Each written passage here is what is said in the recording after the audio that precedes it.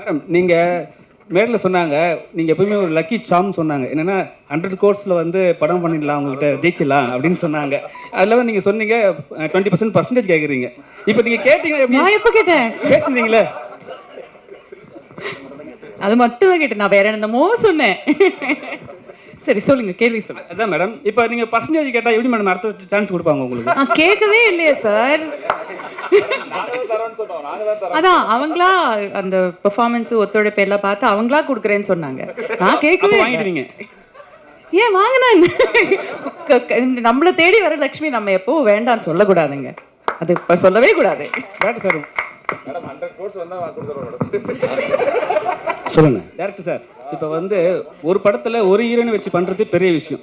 எத்தனை ஹீரோயின், அது இல்லாமல் வந்து ஒரு நல்ல ஆக்டர் ப்ளஸ் நல்ல அழகான ஒரு ஹீரோ, அவரை வச்சு பண்ணும்போது ஹீரோ கண்டிப்பாக ஒரு விஷயம் சொல்லுவார். எல்லா ஹீரோவே வச்சு பண்ணுறீங்க, எல்லாத்துக்கும் எங்களுக்கு காம்பினேஷன் கொடுங்கன்னு கண்டிப்பாக கேட்டிருப்பாரு. நீங்கள் என்ன சொன்னீங்க? நான் அது மாதிரி எதிர்பார்த்தேன், ஆனால் அந்த மாதிரி எந்த கேள்வியும் எழவே இல்லை. அந்த மாதிரி எந்த கேள்வியும் எழலை.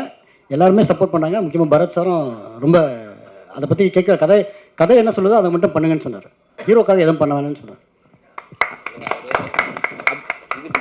இது பேசிக்கலி ஒரே படத்தில் 5 ஹீரோயின்ஸ் நடிக்கிற படம் இல்லை. இது பக்கத்து வீட்டு கதை, அந்த வீட்டு கதை, அந்த வீட்டு கதைன்னு சொல்லிட்டு 4 வீட்டு கதையோடையும் சேர்ந்து கடைசியில் வந்துட்டு வரும். ஸோ எங்கள் வீட்டுக்கு ஒரு பொண்டாட்டி தானே இருக்க முடியும், அவ்வளோதான்.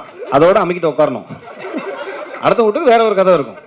ஸோ இப்போ நீங்கள் குழப்பிக்கிட்டீங்க. பரத் சார் ஒரு ஹீரோ இருக்காரு, 4 ஹீரோயின் இருக்காங்களே, எனக்கு தான் காம்பினேஷன் தெரியலையாங்கிற கணக்கே வராது. ஏன்னா இது 4 வாழ்வியல் சம்மந்தப்பட்ட ஒரு படம். புரிஞ்சிருச்சிங்களா? 4 பேரோட கதை, அது மொத்தமாக வந்துட்டு ஒரு பிஸ்டலில் மர்ஜ் ஆகும்.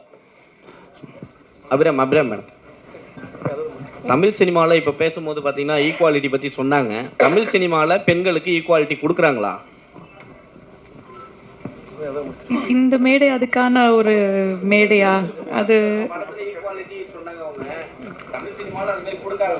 எந்த எந்த ஈக்குவாலிட்டிங்கிறது ரொம்ப பெரிய ஒரு வார்த்தை. அது எந்த வகையில சொல்றீங்க?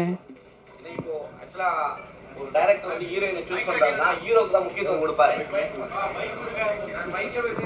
ஹீரோக்கு மட்டும் தான் முக்கியத்துவம் கொடுப்பாரு. இது 4 கதைன்றதுனால ஹீரோக்கு மட்டும் தான் முக்கியத்துவம் படத்துல எப்பயுமே இருக்கும். ஸோ ஹீரோயினுக்கு அந்த போர்ஷன் மட்டும் தான் இருக்கும். அதை வச்சு கேட்குறேன். எனக்கு ஐ டோன்ட் நோ இது இந்த கேள்வி இந்த ஒரு மேடையில் எப்படி பதில் சொல்கிறதுன்னு தெரியல. இந்த படத்தில் பார்த்தீங்கன்னா எல்லா கேரக்டருக்குமே அதுக்கான ஸ்பேஸ் இருக்குது. அது ஆண் பெண்கிற வித்தியாசமே கிடையாது.